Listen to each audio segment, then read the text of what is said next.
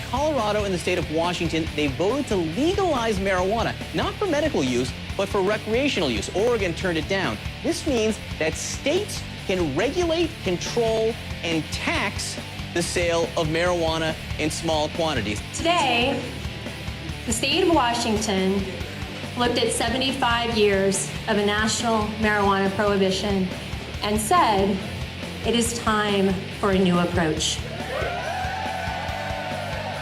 Initiative 502 is an initiative to legalize, tax, and regulate marijuana. We collected 355,000 signatures and turned them in on December 30th, 2011, which then made it a bill before our local government, which they didn't choose to enact it, and so it became a ballot initiative for the November 6th general election. And Initiative 502 passed by a 55% majority of votes. Initiative 502 makes it legal after December 6th for individuals 21 and over to possess 1 ounce of marijuana in bud form, 16 ounces of marijuana in infused solid form, and 72 ounces of marijuana-infused products in liquid form.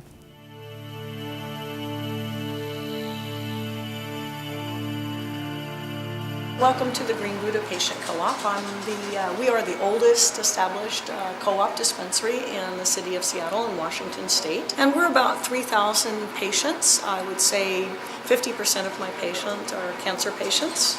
And maybe about 1/5 of our patients are MS or MD patients. And I love it. You can tell he's a ham, am I right? He knows what a camera is. He's a very special bird. He detects for my seizure disorder. I have 3 conditions for which I'm authorized for medical cannabis, and one of them is seizure disorder. It's like a mild epilepsy. And he gives me a 15, 20-minute notice before I'm going to have a seizure. Really? Yes. How? They don't know how. In this country, about 15% of dogs can be trained for such. About 50% of parrots, and as an interesting FY, 100% of the snakes get it. Really? Yes. So can you prevent the seizure itself? I then get medicated off of cannabis, and it stops my seizures down cold. Okay. What do you think about the success of I-502? I am overjoyed. I am 54 years old. I have waited all my life to see cannabis be legal. I think it is absolutely the sane position, reappropriate resources so that we can actually go after true crime. I really think that what one person does individually in his home, if it's not bothering other people, it should not really have any concern whatsoever of the federal government.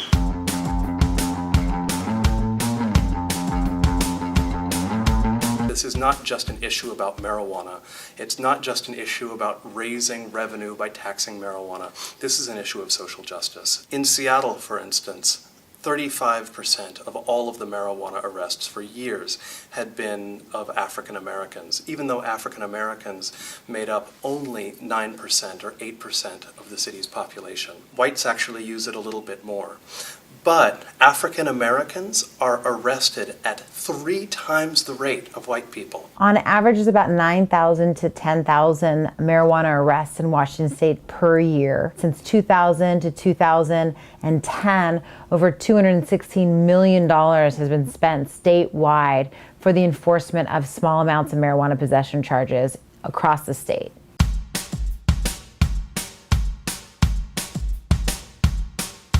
The Washington State Liquor Control Board will issue licenses to growers and producers and sellers. It will then enforce adherence to the rules and regulations that it's written. It starts a 1-year rulemaking process in December where the Liquor Control Board, which is our statewide agency, will start promulgating all the rules when it comes to the supply side. There's no industry right now in the United States or in Washington State for the cultivation and distribution of marijuana. So there's a lot of regulations and rules that need to be promulgated with input from the public and input from the experts who know how to deal with marijuana, those that are growing right now. You have to be a resident of Washington State to be one of these licensees. You can be both a grower and a processor, but you can't be all 3, because we wanted to prevent vertical integration within the system and didn't want to have a monopoly established by one organization. Washington is best known for apples. We export them all over the world, and marijuana would be our number 2 cash crop after apples. And now what we're able to do is we're able to tax that market and bring some of those proceeds back to our own state. The Office of Financial Management, which is an independent agency within our government, did an analysis of the Initiative 502 tax structure, and it projected about $500 million would be generated every year from the tax structure. We know that the number one reason, or a huge reason why people end up misusing drugs, is because they lack certain basic health care. And so we wanted to make sure that we were addressing that harm reduction approach by giving money to basic health. The state of Washington, I think, did it the right way, and it substituted for criminal penalties what I believe is a solid public health approach. Earmarked funding will go through the Department of Health to establish an education campaign, public education, to provide treatment resources throughout the state. Funding will go to the Department of Social and Health Services to set up statewide prevention programs targeting young people in middle school and in high school. Funding will also go to the two major research universities in the state of Washington to conduct research on marijuana.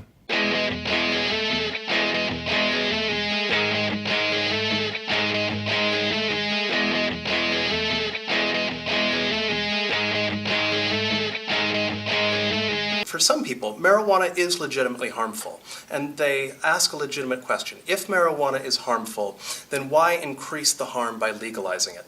That misses some of the point, because they don't see the harm of criminalizing it, and they don't see the benefits of legalizing it. The access to marijuana already appears to be very high.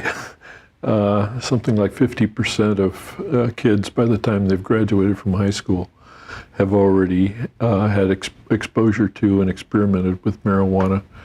And something like 50% of adults in Washington state report that they've used marijuana in times past. So access is already very high. We have many states in the United States that have decriminalized marijuana, and they did not see a large increase of use.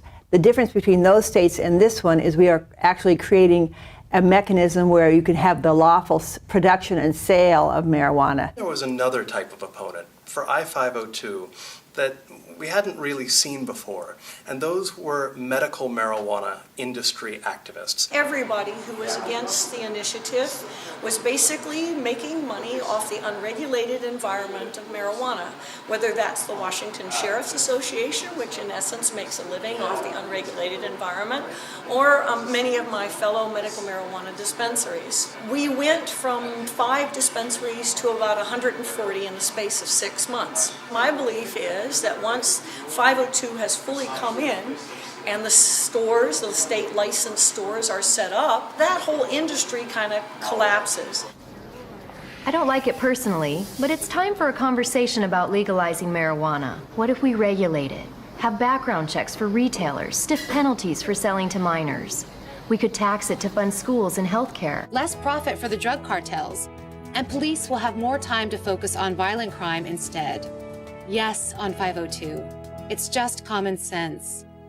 I think that the campaign being based on polling data concerning the public's fears and the public's hopes was a very critically important aspect of how the campaign succeeded. The polling data made it very clear that the public did not want public safety to be endangered by people smoking marijuana and then driving. The initiative needed to be written to include provisions for penalties, and those penalties needed to be widely publicized. The public does not want next-door neighbors to have marijuana gardens. They want the sale of marijuana to be tightly restricted to specific stores. The campaign also succeeded, I think, by making it very evident that leading law enforcement authorities supported no longer wasting law enforcement resources on prosecution and imprisonment of marijuana users. We know firsthand that decades of marijuana arrests have failed to reduce use, and the drug cartels are pocketing all the profits. Initiative 502 brings marijuana under tight regulatory control. 502 generates new revenue for education, healthcare, and prevention. And if 502 passes, we'll have more resources to go after violent crime. Join us in voting yes on 502. The fear scenario of the DEA coming in and busting down doors is highly unlikely. As a practical matter, 99% of all drug charges for small amounts of possession are done at the state and local level. So we're talking about city and county law enforcement officers. The federal government not only doesn't have the time, but they don't have the resources to start enacting and enforcing those charges at the local level. But we could see a lawsuit. There might be some injunction, as far as the implementation of the licensing structure. But again, 502 was drafted with that year-long rulemaking process in order to have that conversation and to have the time for that conversation with the federal government. These sorts of federal challenges are not a drawback for the marijuana law reform movement. This is how we have a national conversation about drug policy, about not only whether marijuana should be legal in an abstract sense, but in a very concrete way, what sort of proposals we want, where should it be sold, how old should someone be, what should the advertising for marijuana look like, and that is a very responsible conversation. We can really change 75 years of failed policy. I think the fact that 502 had 55% majority isn't that perfect indication that we're ready, and can be a model, not just for the United States, but for the world.